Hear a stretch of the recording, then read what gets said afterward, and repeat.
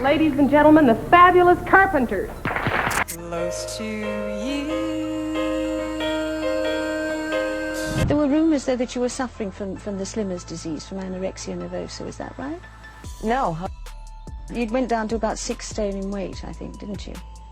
I have no idea what 6 stone in weight is. Singing star Karen Carpenter died today of an apparent heart attack at the age of 32. In the past, she had suffered from the weight loss condition known as anorexia nervosa. Last February, Karen Carpenter died suddenly of heart failure, apparently caused by the anorexia. Day of cardiac arrest. She was just 32 years old. A spokesman for the family said that Ms. Carpenter had battled anorexia nervosa for years. Ms. Carpenter suffered a heart attack late this morning in her parents' home in Downey, California, and was pronounced dead at a nearby hospital. But she suffered from anorexia nervosa, the disorder that causes so many young people to starve themselves. She sold over 150 million records. She was then, out of nowhere, she died at 32. America's sweetheart. No drugs, no accident, just gone. According to the family attorney, Miss Carpenter spent last night at her parents' home in Downey. She got up this morning and made coffee, then went upstairs to get dressed. When her parents didn't hear any noises from her, they ran up and found her lying face down on the floor of her bedroom. So what really happened to Karen Carpenter? Behind the soft voice and gentle smile was a woman quietly unraveling. She battled obsession, heartbreak, family pressure, and an eating disorder no one even understood back then. For decades, the truth stayed buried. Now, her brother is finally speaking out. This isn't just about a lost star. It's about what fame hides, what families silence, and how one of the greatest voices in music was destroyed behind the scenes. Let's go back and finally hear what Karen Carpenter never got to say. Karen was born March 2, 1950, in New Haven, Connecticut. Her older brother Richard, a musical prodigy. Their mother Agnes adored him. Karen was often just in the background. Their dad, Harold, was different. He loved music, jazz, soul, classical, population. He shared that love with both kids. It was his quiet encouragement. That would change everything. In 1963, the Carpenters moved to California. They were betting everything on Richard's future in music. Karen didn't want to leave, but she wasn't asked. In high school, she joined the school band, just to skip gym. She picked up the drums, and something clicked. She wasn't trying to be famous. She just loved the beat. And it was in Downey High School where she developed her love for playing the drums. Her band teacher, Bruce Gifford, remembers well. Karen, his sister, come up a year or two later and wanted to be in a band, and she knew something about piano playing, enough so that she could play bells. By the time she graduated, she was as fine a drummer as I've ever had come out of here. By 1965, the Richard Carpenter Trio was playing clubs. Karen was on drums, tight, sharp, confident. Richard didn't put her name in the band title, but she didn't care. She had found her place. Even when RCA signed them briefly and dropped them, Karen stuck by her brother. Then came the moment everything changed. Richard overheard Karen singing and realized she had the voice. Not just good, unforgettable. In 1969, Herb Alpert heard their demo. He signed them. Even when their debut album Offering flopped, he didn't give up.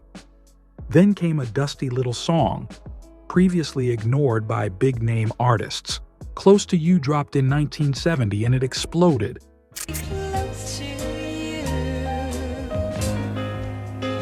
Karen's voice, like sunlight on a rainy day, smooth, simple, devastating. Just months later, We've Only Just Begun sealed the deal. The Carpenters were officially iconic.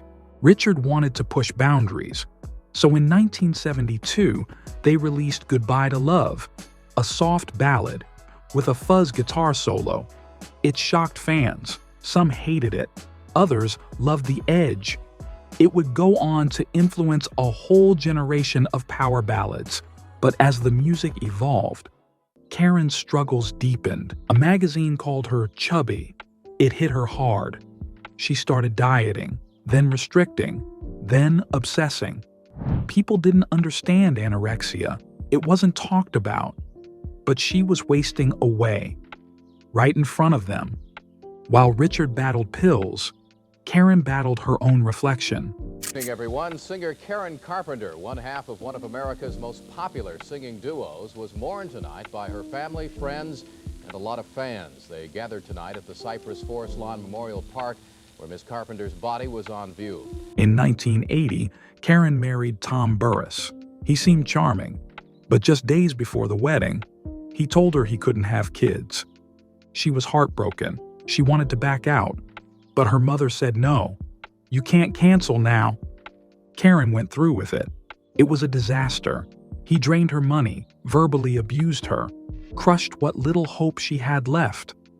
By 1981, Karen was taking up to 90 laxatives a night. She hid food, abused medication, wasted away.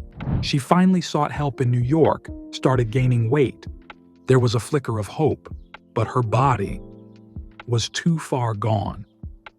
Richard, when did you and Karen both realize that she had a real problem that was dangerous? Well, my family, friends, and I realized it as early as 75. Right. But of course, one of the problems with anorexia nervosa is that the victim, a lot of times, does not realize it his or herself. In late 1982, Karen gave her last performance, a small school event. No one there knew. They were watching her say goodbye. On February 4th, 1983, her mother found her on the floor. Karen Carpenter was gone, just 32 years old. For years, the family kept things quiet, too quiet. They didn't want the truth told. They edited biopics, removed anything that showed pain. But eventually, Richard talked. He said it himself. We saw her changing and didn't realize how bad it really was. He later released Karen's hidden solo album, recorded in secret in 1979. It was bold, funky, and so her. He said, if this had come out when she was alive, maybe things would have been different. Karen Carpenter's voice is eternal. Her pain, hidden behind smiles and harmonies, tells a cautionary tale about pressure, about perfection, about being unheard. She sang for the world, but no one really heard her until now. Caught in that trap and can't stop dieting. It's usually somebody who's a perfectionist, trying to be perfect, perhaps like Karen. Someone who is very responsive to authority figures and always kind of feels that they're doing wrong. It's very sad as I'm talking about it because it's usually somebody they describe sort of like a princess, a benevolent one who's always trying to do everything right, always trying to help everybody and forgets about themselves. And it's one of the few psychiatric diseases that you can actually die from. What do you remember most about Karen? Did her brother's confession surprise you? Drop your thoughts in the comments and subscribe for more true stories from behind the spotlight.